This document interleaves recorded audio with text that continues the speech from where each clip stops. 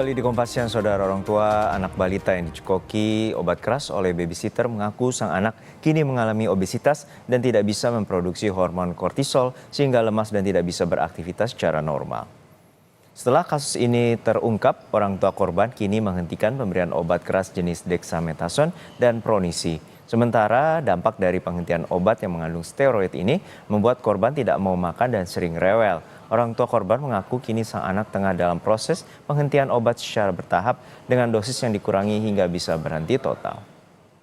Kortisol, karena memang ternyata dia nggak bisa menghasilkan hormon kortisol karena selama ini obat steroidnya ini yang Dexa ini kan mengandung steroid ya kalau nggak salah. Nah itu menekan tubuh dia untuk tidak bisa menghasilkan hormon kortisolnya. Nah, hormon kortisol ini cukup penting untuk aktivitas, untuk bisa kita beraktivitas, untuk kita bisa bergerak. Seperti itu. Makanya lemas Ya lemas karena nggak bisa menghasilkan hormon bergeraknya itu. Tiba di mulai hari ke-7 itu anak saya itu susah makan. Hari ke-8 lebih susah lagi dan pada akhirnya hari ke-9 tuh udah nggak bisa apa-apa, tidur, lemes, nggak bisa gerak. Kemudian kita kasih pengobatan supaya dia bisa bergerak lagi, beraktivitas lagi. Nah dalam prosesnya itu yang mood swingnya tuh bener-bener luar biasa.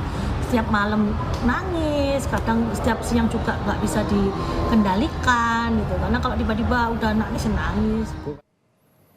Polda Jawa Timur menetapkan Nurmiatin, seorang babysitter yang mencekoki anak balita berusia 2 tahun sebagai tersangka.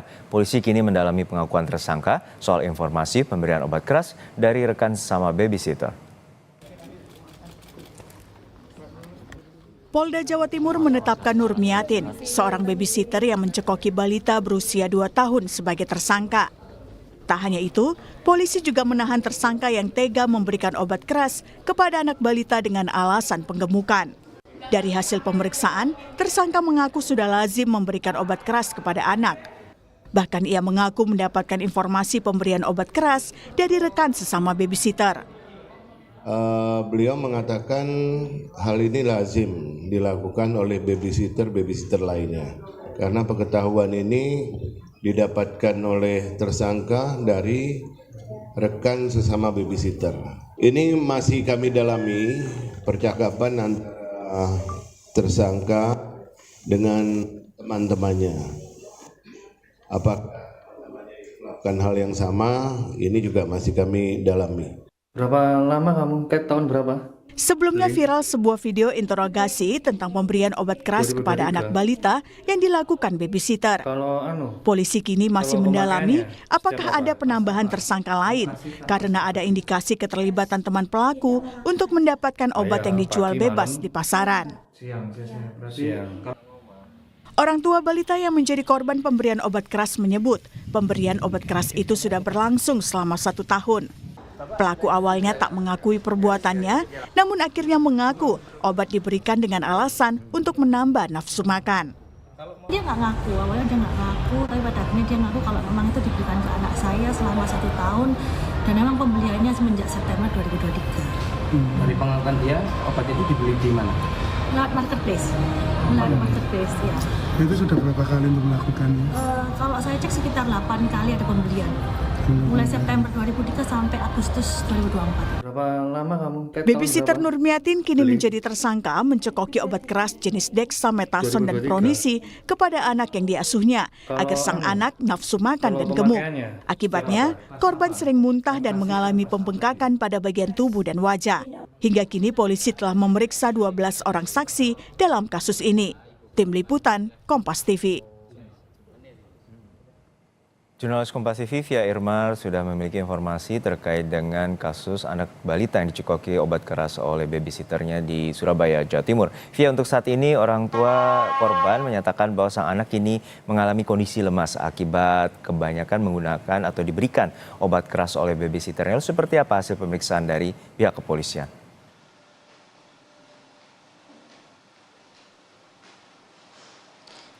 Juno dan juga saudara, berdasarkan hasil pemeriksaan kesehatan di laboratorium yang telah dilakukan oleh Polda Jawa Timur menyatakan bahwa 2 jenis obat yaitu dexamethasone dan juga pronisi ini merupakan obat yang berbahaya dan mengandung steroid, apalagi penggunaannya tanpa ada hasil pemeriksaan dan juga pengawasan dari dokter ahli.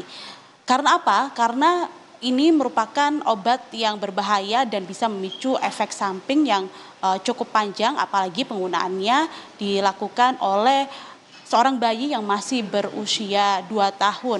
Efek samping yang ditimbulkan diantaranya adalah adanya gangguan pertumbuhan pada anak, salah satunya yaitu anak yang tumbuh seolah-olah gemuk, padahal sebenarnya ada gangguan hormonal yang dialami oleh anak tersebut di dalam tubuh. Lalu kemudian juga terjadi gangguan pada organ-organ tertentu di dalam tubuh, khususnya lambung. Oleh karena itu, dari Bidokes Polda Jawa Timur memastikan bahwa obat ini berbahaya dan tidak boleh digunakan oleh siapapun dan juga digunakan dimanapun tanpa ada hasil pemeriksaan kesehatan oleh dokter ahli, dan penggunaannya pun juga harus dalam pengawasan oleh dokter ahli tersebut.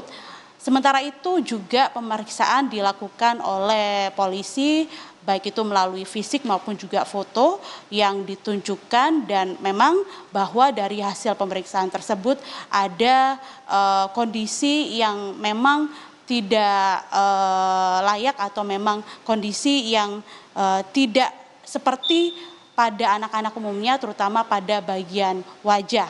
Oleh karena itu saat ini bayi yang berusia 2 tahun tengah menjalani perawatan dan memang tidak bisa diberhentikan secara total penggunaannya, jadi dosisnya itu harus dikurangi lambat laun dan baru kemudian bisa diberhentikan secara total. Seperti yang disampaikan oleh orang tua bayi yang berusia 2 tahun, khususnya ibunya yang bernama Linggra Kartika Halim, bahwa saat ini kondisi anaknya ini masih rewel dan juga susah makan karena efek samping dari penggunaan 2 jenis obat yang berlangsung selama 1 tahun sejak tahun 2023 hingga tahun 2024. Dan berikut wawancara kami selengkapnya dengan Bidokes Polda Jawa Timur. Hasil itu memang tidak bisa kita gunakan secara sembarangan, nanti akan timbul yang namanya penyalahgunaan steroid atau steroid abuse. Jadi dalam pemberiannya, dosisnya maupun lama pemberian itu harus ditentukan oleh seorang dokter yang ahli, mendapatkan wajah maupun tubuh korban itu gemuk yang tidak wajar dibandingkan dengan kakak-kakaknya yang notabene badannya lebih langsing. Kemudian dari hasil pemeriksaan laborat yang ditunjukkan juga kepada kami, itu memang sudah ada gangguan dari hormon pertumbuhan atau growth hormone yang dosisnya rendah daripada dosis yang sewajarnya. Apakah obat ini memang juga untuk gemuk atau gimana? Tidak. Atau hanya berdampak saja? Tidak, steroid tidak pernah kita gunakan untuk obat untuk orang supaya jadi gemuk. Jadi, tapi efek samping dari steroid jika penggunaannya tidak sepenuhnya resep dokter atau penggunaan dokter, maka efek sampingnya menyebabkan pasien seolah-olah gemuk, tapi sebenarnya bukan gemuk.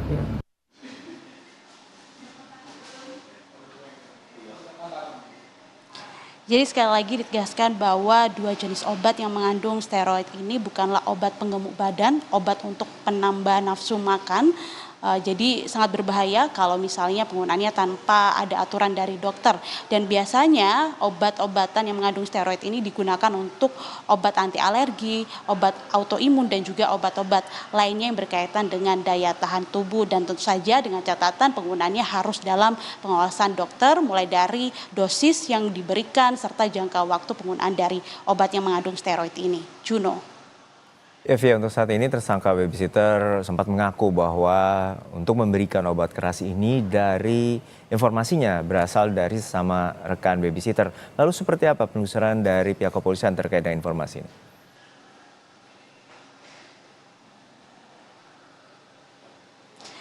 Baik, Juno dan juga saudara, hingga saat ini polisi masih terus melakukan pengembangan. Yang pertama adalah apakah ada korban-korban lainnya dari babysitter berinisial NR ini, meskipun dalam keterangannya di hadapan polisi menyatakan bahwa tersangka berinisial NR ini baru pertama kali melakukan tindakan yang tidak sepatutnya ditiru terhadap bayi berusia 2 tahun.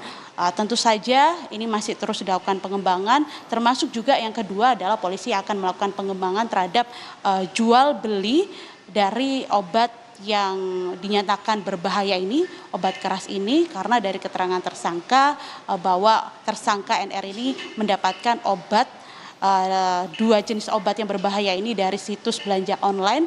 Nah, nanti dari polisi akan terus melakukan pengembangan mengapa obat-obatan keras, obat-obatan yang mengandung bahan-bahan berbahaya ini bisa diperjualbelikan secara bebas di situs online dan bahkan juga bisa didapatkan serta digunakan secara bebas tanpa ada pengawasan dari dokter. Jadi 2 hal ini akan terus dilakukan pengembangan oleh polisi. Namun meski begitu, tentu ini menjadi evaluasi bagi kita semuanya, mulai dari yayasan yang menaungi ART maupun juga babysitter untuk lebih memperketat lagi orang-orang yang diterima dan juga disalurkan kepada masyarakat, serta juga evaluasi bagi orang tua agar tidak mudah percaya memberikan obat-obatan kepada anaknya yang dilakukan oleh babysitter atau ART secara sembarangan. Jadi perlu ada pengawasan secara ketat juga dari orang tua. Juno.